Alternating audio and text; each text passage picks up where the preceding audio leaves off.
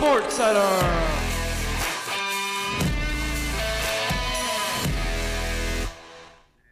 Happy holidays and welcome to Colonial Sports Center. My name is Colby Sherwin and alongside me tonight is Casey Irwine. Casey, we got a gift for the folks tonight at home. What is on deck? A lot of stuff going on in Colonial Sports. We've got a lot of basketball, exciting stuff for both teams, exciting stuff for people off the court as well. We've got some track thrown in there. We've got breaking news coming out this week from football, but for breaking news right now, we've got something coming out of men's hockey, Colby. That's right. The men's hockey team opens today's show with an Atlantic hockey showdown on the island as they took on Niagara. We have a final right now for you, 4-1. The Purple Eagles fall to the Colonials, and Casey Shadvelcher took on his former team, and he had quite the performance.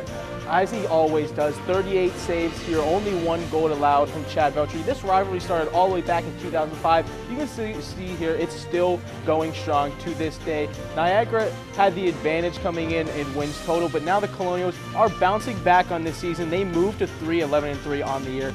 Great performance, great win by the Colonials after the team lost both times to the Purple Eagles this season. That's right, and great to see Riley St. Ange finally get one in the net. He'd been struggling a little bit, missing a couple shots. But Casey, let's take it back to last week. Last week, we're going to start with some men's basketball at Canisius. RMU would go out to visit the Golden Griffins, where these two teams have played 4 times in their history, starting all the way back in 2007, but only 3 more times since then. But RMU looking to bounce back after losing the last 2 after their big win versus FEU. Let's see how the Colonials would do in this matchup. We go to the start of the first half. Right here, we have it to Hastings. Hastings going to give it to Stephon Walker. He sees no one protecting the rim. He goes right on up and in for one of the easiest scores he'll get in his entire college career. Now we go over here, and Canisius is taking the lead. This one's TJ Porter for 3. That one is good. Canisius starting to get a little lead here. He goes up, but Colonials would not be done. They go up on the lead, but Canisius has the ball again. Right here. Out, but stolen by Justice Williams. He's going to waltz on down. A slam-a-roni and cheese right there for Justice Williams. Great anticipation, great read by Justice Williams to get the steal. RMU up top right there. But Canisius, a couple minutes later, they would have the lead here. And this one right here, boom, great movement. And this one, pull up 3 for Dinkins. That one is good.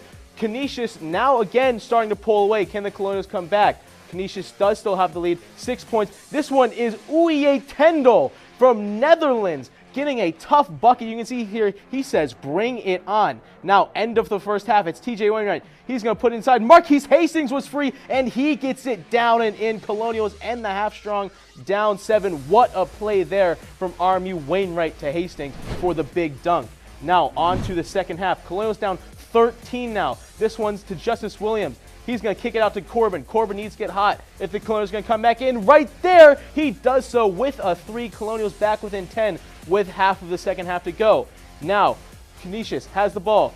He's going to swing it out, looking for something inside. He gets the pass inside. That one's up, and that one's past 2 defenders for Gadsden for Canisius. Now Canisius with the ball again, still up 10. He drives inside. That one's blocked by just Stephon Walker. Stephon Walker's going to take it down now. This is Josh Corbin. He's going to drive it inside. This is a 6 fake and pass, but it is blocked, but it was a goaltend. What a play on both ends by the Colonials. Now they're putting on pressure late here. It's Jackson last to the steal. Lay up Josh Corbin. Colonials are in this game down 5 with 2 minutes to go. On the other end now, here comes Canisius.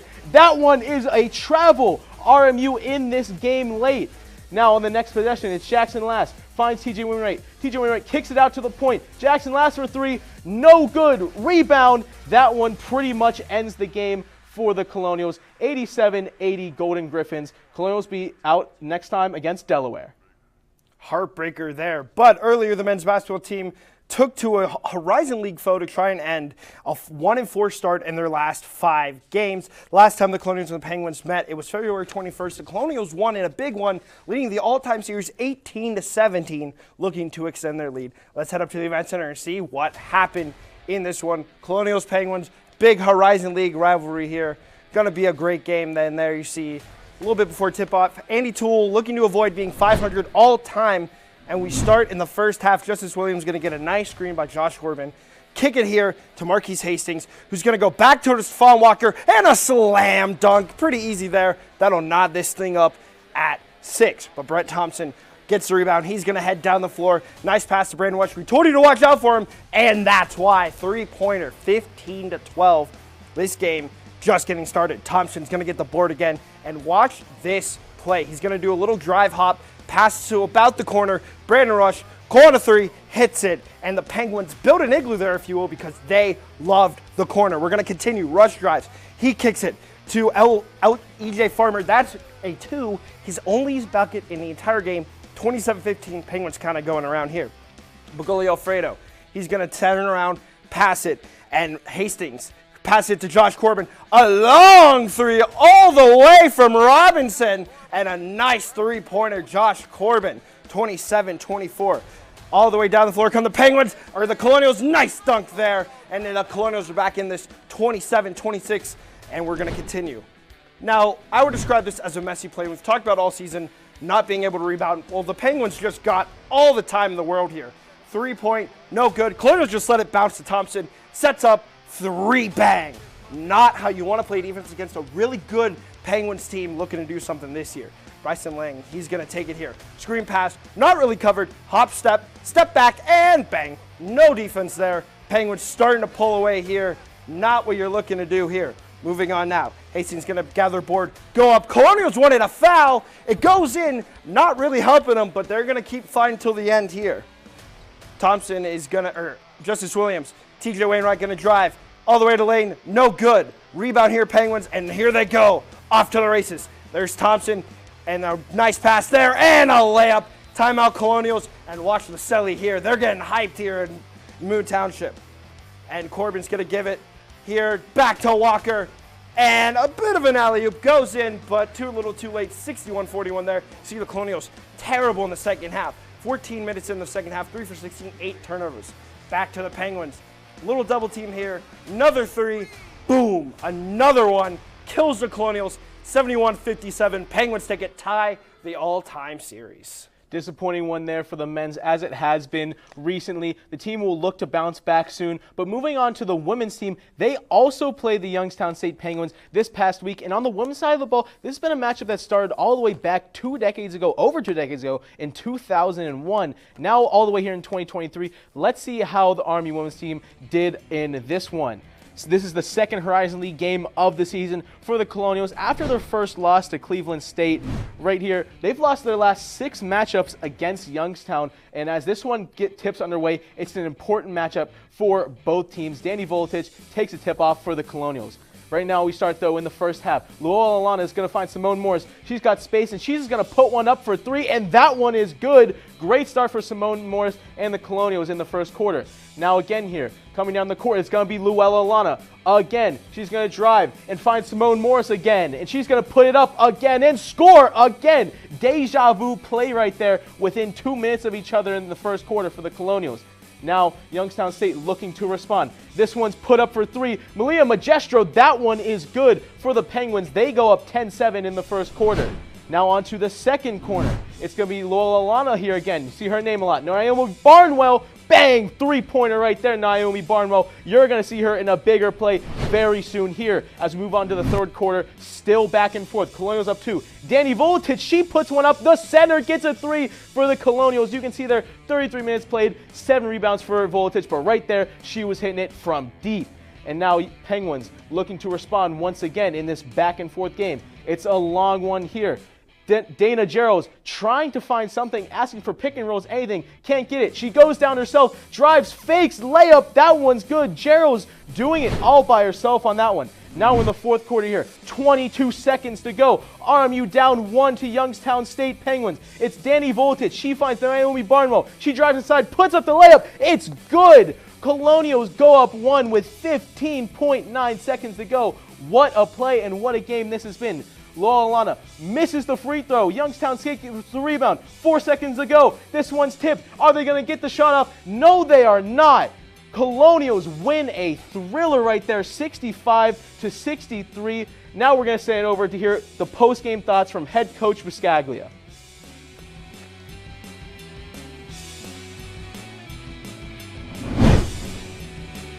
Well, you know, they have a certain style and they do it really well. And I give Coach Nicholas a lot of credit for, really having them ready to come in on the road and battle us like they did, and taking over the program like he has. And it's not an easy task, and they still play their brand of basketball, and I give them a lot of credit for the fight they put up, and it was a back and forth game. Now we're going to head to a quick break. Lace up your skates, hit the ice with us, because we're talking hockey right here on Colonial Sports Center.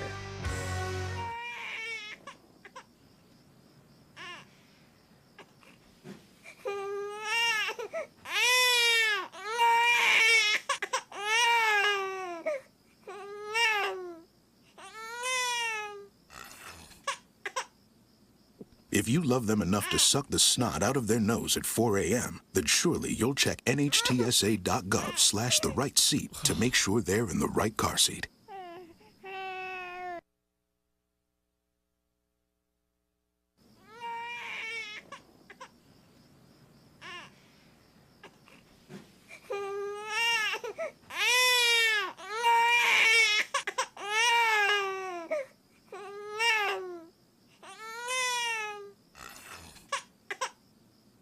If you love them enough to suck the snot out of their nose at 4 a.m., then surely you'll check nhtsa.gov/the right seat to make sure they're in the right car seat. Today, we face an unprecedented crisis. Tens of millions of refugees have been forced from their homes. But you can make a difference. Turn disruption and despair to hope and opportunity. Even small amounts make a big difference. Provide shelter, support, or jobs in your community. The more we understand, the greater sense of belonging we create. Act now. Visit supportcrisisrelief.org. I don't want to talk about it.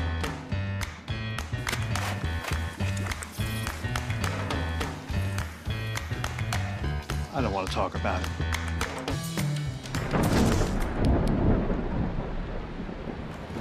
Families don't have to talk about everything, but they should talk about how to plan for an emergency. Get tips and resources to make your family's emergency plan.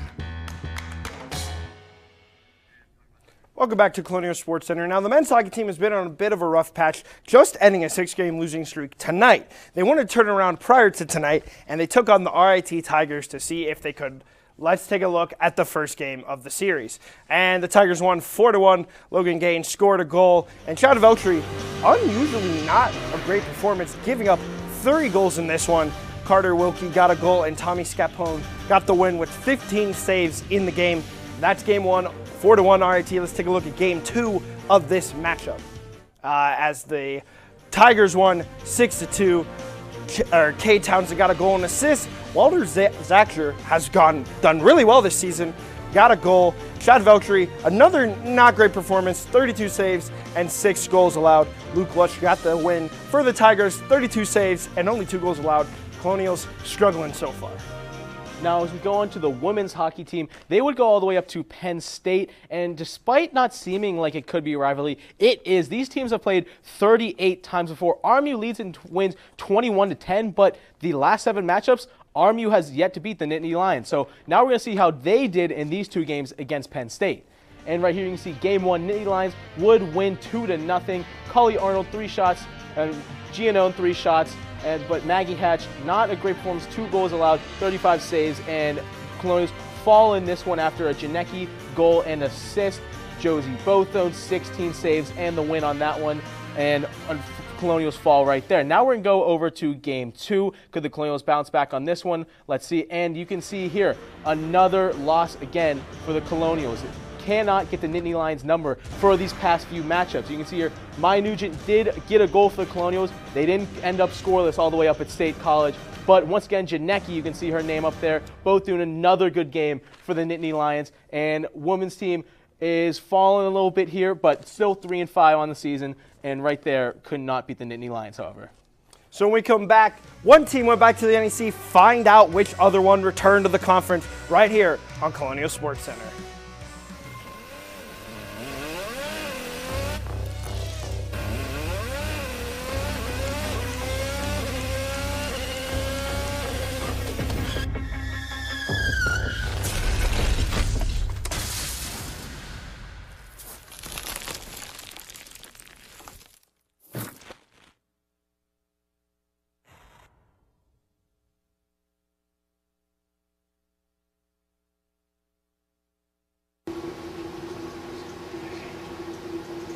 30.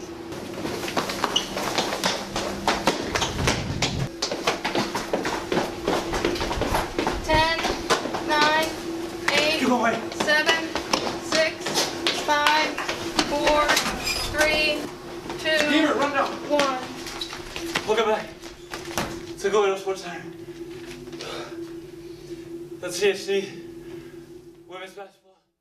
Found my heart out there in the open. Trees make you feel smaller. Can't help but get lost again. If I need a break, know where I'm going. Where the water's flowing, I'd rather be floating. If it's something I can count on to be free. Feel the beat of nature at a park or forest near you. Find a forest and music inspired by nature at discovertheforest.org. Welcome back to Colonial Sports Center. Now, as we mentioned before, football this past week has had some huge news. After 2 years of being in the Big South, it was just announced that they would be moving all the way back to the NEC. Big move for Bernard Clark's football team. We're going to send it over to Michael Deemer, who's got all the coverage on this huge move for RMU. One of the main headlines you see in intercollegiate athletics are schools moving conferences now more than ever before. You see the Pac-12 in its final legs, and other bigger conferences are getting bigger and bigger. But what about these smaller conferences like the NEC? They aren't strangers to conference realignment at all, and Robert Morris certainly isn't either. How are these mid-majors reacting to this epidemic? It's impossible to ignore. Oklahoma and Texas are leaving for the SEC. Big Ten has officially accepted USC and UCLA. More and more schools joining a different power conference. But what about the mid-major conferences like the NEC? Just 4 years after Robert Morris left the conference full-time, the Colonials will return to their old conference as football and men's lacrosse affiliates. Noreen Morris has been the commissioner of the NEC since 2010, overseeing many changes both in and out, including Robert Morris's own departure in 2020, but also now welcoming back RMU to the conference. As the landscape changes, then conferences have to take a look at what are the potential options for membership. And because we still had a good relationship, or at least I had a good relationship with Chris, and the ability to have that conversation and put it back on the table as a possibility. Things change over time. I have different presidents on my council now that were not around when Robert Morris was here. So there's a change in leadership at the NEC. There's a change in leadership at Robert Morris. So there's probably more openness to having conversations and understanding the history and understanding, what the needs are today versus what the needs were 4 years ago. With the addition of sponsoring men's lacrosse, the NEC have added 4 associate members, 3 of them from the A-Sun, including Robert Morris, to remain to have their automatic qualifier.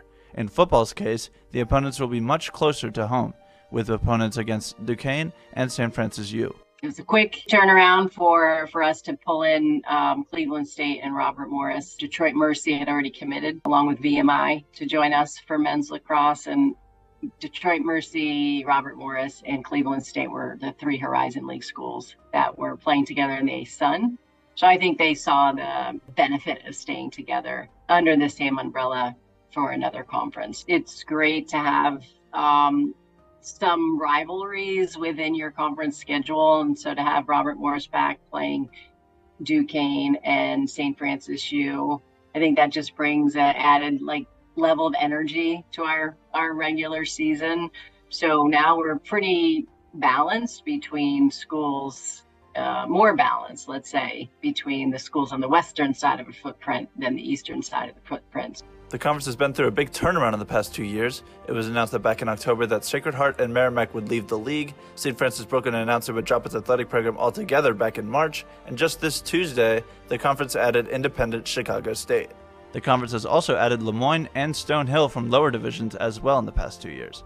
While an alarming amount of movement in the power conferences in recent memory, Morris said this is nothing new at all. These moves will always trickle down all the way to mid-major conferences. This is not new. What's new is the level of movement above us, like the significant moves. Like before it was just Nebraska. Now you've got the Pac-12 dissolving. So I think that's the story more than what's happening at the mid-major. It's always been whenever the Power Fives or the big boys, or you want to call them, when they make a move, it eventually will trickle all the way down to the, from the high to the mid. And so that's the story. It's not, we're just unfortunately having to react to the trickle down effect of decisions that are made at the highest level for very different reasons than why schools are leaving at our level. Commissioner Morris says that the realignment does not change the 40-plus year NEC agenda as they move forward and provide athletes committed to being a strong and productive member of NCAA Division I. Reporting for Colonial Sports Network, I'm Michael Deemer. Thank you, Michael, for that. Now, if you loved us opening the show with all the Youngstown State games, then you're going to love this as the Robert Morris track and field team competed as the Youngstown State Icebreaker. Let's see how they did in this one. And Nyesha Britton got third in the 60-meter hurdles at 8.89 seconds. Gabrielle Parker went fourth in the 60-meter hurdles at 8.92 seconds. And Ava Deming went 12th in the 800-meter. Casey, interesting one there. Yeah, not the best for the Colonials there on that track meet. Look to do better in the future as it moves from the winter and into the spring. But when we come back, we've got something I know you all want to hear. Top 5 plays are coming up, as well as a fan doing something on the basketball court that many dream of. See you right after this.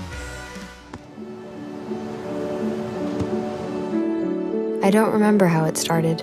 Go to that. Our back and forth. It always came back. Dad! You probably don't remember what you told me, That was perfect. but I heard every word.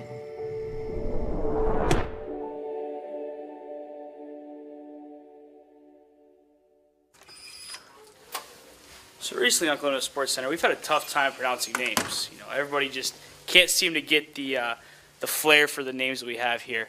Supiani Melee? Great. Okay. Number 2. Neka Azibo. Number 3. Trinity Papaman Jaris. Okay, everybody together now. Santeri Santeri Hartikainen. Okay, let's get the easy ones out of the way. Number 1. Rion Smythe? Okay, Ryan Smith, you're close, okay. Okay. I'm Number sorry. 2. Luck Lynch. Yeah, not quite, a little closer. Bring it to me. Pete Matthews. Pete Matthews. But hey, you're right there. Keep practicing. You're right there. All right, everybody. Last one together. You ready? Coel Chasse. It's Cole Chase. I think we should just, we should probably just find some new people, these guys. Welcome back to Colonial Sports Center. Now, Colby, while I was on break, my phone was going off. It was an alarm telling me what time it was. Do you know? I think it's time for top 5 plays. I think so, too. Are we just getting right into top 5 plays, Colby? Let's do it. Top 5 plays of the week. Your favorite part of the show, and we got it right for you right here. Number 5, Casey broke down the game. Men's basketball versus Canisius. Running out of time here. Justice Williams going to get it. TJ Wainwright up to Hastings. Easiest dunk he'll have in his life.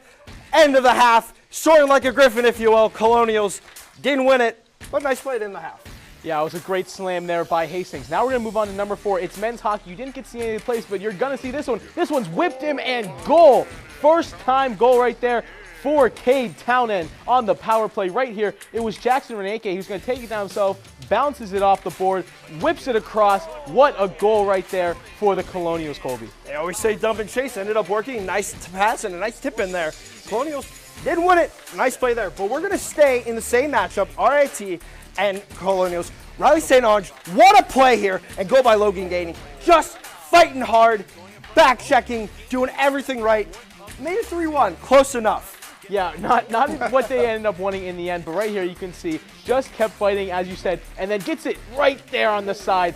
Perfect shot, just slipped it on in before the goalie could even know what was going on right there. Now we're going to go into number 2. We're going to stick with hockey, but it's going to be the women's hockey game against Penn State. This is game 1 right here. Whipped across, that one saved. It almost looked like the fourth play on this whole top 5 plays for the men's team, but it was saved this time by women's hockey goalie Maggie Hatch. You can see great reaction time, great speed to get over there on the near post. Coach Biddle always has nothing but great words to say about her. But number 1, Llewellyn is going to get it. Danny Volvatich looking, drives a little bit, and Simone Morris drives, heads to the lane, and a nice kiss off the glass.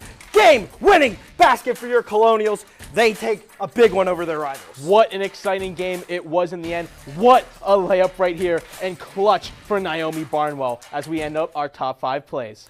Now, Casey, we're going to stay on the basketball court for you. Our comic of the week and beautiful shot for the Chick-fil-A Robinson half-court challenge. Let's take a look and see what happened. Is this even a comic, Colby? Because look at this shot. Look at that bank shot from half court. Unbelievable stuff here on the basketball court. It's a shot of the year. What? I mean, seriously, an unbelievable shot from a fan. You don't even see the teams doing that when after halftime. Colby, could you make that shot? Well, it's Chick-fil-A for a year. I did a little bit earlier in my sophomore year for the field goal, but nothing like that. That pure athleticism, Casey, and that's why we cover sports. Bank was open for that fan right there. But now we're going to move on to our games to watch coming up within the next week. For me, I've got the women's basketball game against Texas A&M. They go all the way up to College Station. Aggies are currently 22 on NCAA's net ranking, but are just outside the AP top 25 as underdog RMU comes in. Now, my player to watch, Simone Morris, has been on fire for the Colonials. You saw in those highlights earlier. You can see right here, 12.8 points per game, 3-point rebounds per game, 7th in the nation in free throw percentage. Those are always so important, and to have a player like that who can constantly get them in, so important. And I've got Shania Barker for Texas A&M, their forward, 13.4 points per game, 9 rebounds a game, 40.9% from 3 for a forward. Very impressive, 5th in the FCC. Yeah, and definitely a big SEC school. First all-time meeting Colonials heading down to College Station. But coming off a win like that against Youngstown State, you had to battle back. You had to hit your free throws. They're top 10 in the nation. And if you're going to upset a good team, you got to hit your free throws. It may not be an easy one, but the Colonials could keep pace in this one and maybe even pull off an all-time upset in program history. An exciting one to watch there for sure. Must watch, as I'm saying right now. Now, my game to watch, we opened up the show with the first matchup of this one. The RMU men's hockey team takes on Niagara Saturday, December 9th at 7 p.m. at Dwyer Arena back in New York. It's the second half of the home-and-home series. Walter Zacher, I was telling you, 1 goal, 4 assists, and 5 points. This true freshman has been flying all over the ice for the Colonials. Huge for them today and continuing. And you saw his goal in the top 5 plays. Really, really huge. And for the Purple Hawks, Alex Murray, 1 goal, 9 assists, and 10 points. Casey, it's been a good series. Colonials took the first one. What are you thinking about in the next one?